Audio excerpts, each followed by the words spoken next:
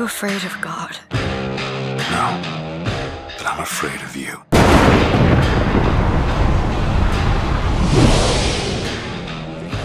Walking away from Rapture, especially in the early days of Infinite, where we didn't have any of this stuff. We didn't have these characters. We didn't have this world. We sort of looked over at, you know, the guys working on BioShock 2, and you're jealous because it's like, you guys have all that cool stuff, and it's already, you know what it is, and oh God, our stuff is, who knows what we don't really know what we're doing yet.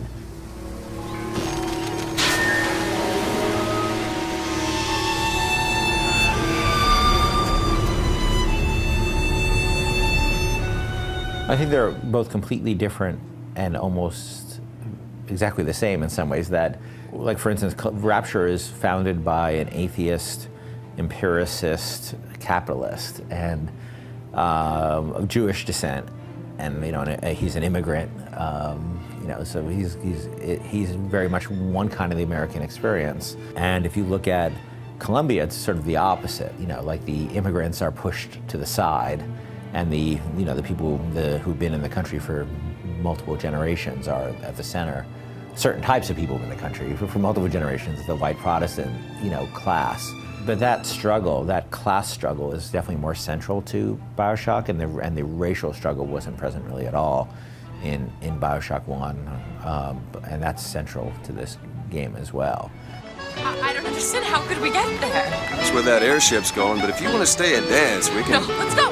Come on, let's go. We were very conscious of, you know, coming into this story that because of the BioShock 1 story, people were sort of expecting like a twist, and I think that, you know, what we wanted to do was to build something out that was much more this entire world of questions, particularly surrounding Elizabeth and her relationship with Booker, and what happens to them, I think, is much more key to the story this time around than, you know, sort of relying on this one moment that we had in BioShock 1. I think there are a series of moments and there are a series of events that are going to cause people to question exactly where the story is going and exactly what the end game is, and I think that that's, for me, what's great about it is it broadens the story to feel something much more akin to like Lost, where you've got all of these questions leading to this singular point, and you know, how are we going to resolve them, and hopefully, you know, we've done our jobs to resolve them in a satisfactory way.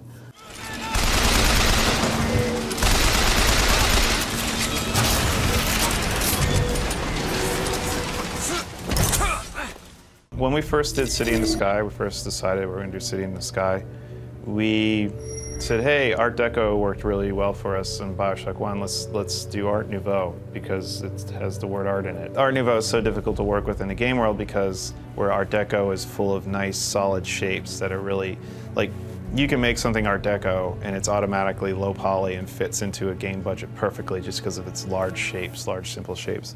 Where Art Nouveau is very swirly and very fine-tuned and, you know, based on animals and plants, and you know, you try to make a polygon out of that and it's like your budget's blown. The other thing we did fairly early on was dark and stormy, lots of clouds, really pushing in the cloud cover so you feel a bit claustrophobic, even down to the point where we're lighting it the same way that we're lighting Rapture.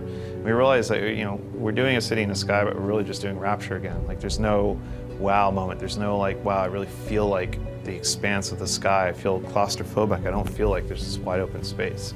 So you have to take a good hard look at where you come from and where you're going, and if you really think that you're pushing it far enough. Bring us the girl and wipe away the debt.